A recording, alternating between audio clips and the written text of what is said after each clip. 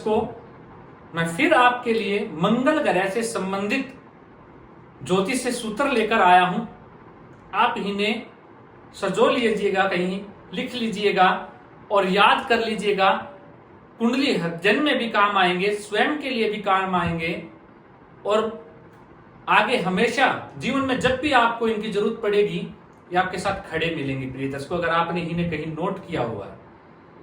प्रिय दर्शकों, मंगल ग्रह क्या, यदि आपके अंदर यौन ऊर्जा की कमी है या आप किसी का भी आधिपत्य जल्दी से स्वीकार कर लेते हैं या आपके अंदर ऊर्जा की कमी है, साहस की कमी है या मांसपेशियों में तनाव रहता है आपके, या आप किसी की भी बात को जल्दी ही स्वीकार कर लेते हैं, सामने वाले ने आपको धमकाने की कोशिश की और आप डर जाते हैं, घबरा जाते हैं, या आप दब्बू किस्म के व्यक्ति हैं, या आपके अंदर एक सामने वाले को जवाब देना, तुरंत जवाब देने की आदत नहीं है, या आप डरते हैं सामने वाले को जवाब ना दे पाए, सही को सही ना कह पाए, गलत को गलत ना कह पाए, यह आपके अंदर प्रवृत्ति है, या आपका बीपी लो रहता है,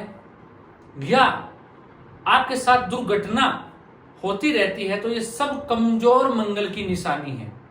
प्रिय दर्शकों, ये कमजोर जो मंगल है ये करवाता है। या आप सामने वाले से अपनी बात कह के अपना कार्य नहीं करवा पा रहे हैं, या आप किसी के भी अधीन तुरंत हो जाते हैं, किसी के भी अधीन जाके बैठ जाते हैं, उसके ऊपर ही आश्रित हो जाते हैं, तो सब मंगल, प्रिय दर्शकों, ये सब मंगल कमजोर मंगल की निशानी है। अब क्या, अगर आपका मंगल बुध के नक्षत्र आश्लेषा, ज्येष्ठा या रेवती नक्षत्र में बैठा हुआ है, और ये प्रिय दर्शकों बुध के नक्षत्र में जब मंगल बैठ जाए तो ऐसा जातक मानसिक परेशानी, गलत विचारधारा का शिकार, झूठे कोर्ट कचहरी के मुकदमे अगर आपके ऊपर लग जाते हैं तो ये भी इसी में आ जाता है। प्रिय दर्शकों, अगर आप इन सब चीजों से जूझ रहे हैं तो मंगल आपका कहीं ना कहीं बुध के नक्षत्र में बैठा हुआ है, आश्लेषा, ज्येष्ठा या रेवती नक्षत्र में, और ऐसे जातक के मन में ज्यादातर जो विचार हैं वो कामुकता वाले प्रकट होते हैं, कामुकता वाले आते हैं। कहीं ना कहीं ऐसा जातक मंद बुद्धि का हो जाता है। लेकिन कब, अब यहां पे ये बात आपको याद रखनी है, तब होगा जब अगर बुध ग्रह अस्त है, सूर्य के साथ बैठा हुआ है, अस्त है और 12 डिग्री से कम है तो होगा, या बुध नीच राशि का बैठा हुआ है, या बुध शनि या राहु से दृष्ट है, तब ये सारी चीजें आपके साथ घटित होंगी, अन्यथा नहीं होंगी। प्रिय दर्शकों, वहीं शास्त्र ने कहा अगर जो मंगल ग्रह है वो शुक्र के नक्षत्र में जाके बैठ जाए, भरणी, पूर्वा फाल्गुनी, पूर्वाषाढ़ा, इन नक्षत्रों में जाके अगर मंगल ग्रह बैठ जाए और जो शुक्र ग्रह है वो नीच का हो जाए, अस्त हो जाए, या दृष्ट हो किससे, शनि या राहु से, उनके साथ युति कर ले, तो ऐसे जातक जो हैं, चारित्रिक कमजोरी ऐसे जातक के अंदर देखने को मिलती है। कहीं ना कहीं ऐसा जातक यौन रोगी हो जाता है, मान सम्मान पे ऐसे जातक की हानि पहुंचती है, झूठे मुकदमे ऐसे जातक के ऊपर लग जाते हैं, और ऐसा जातक कहीं ना कहीं सेक्सुअल लाइफ से भी पीड़ित रहता है।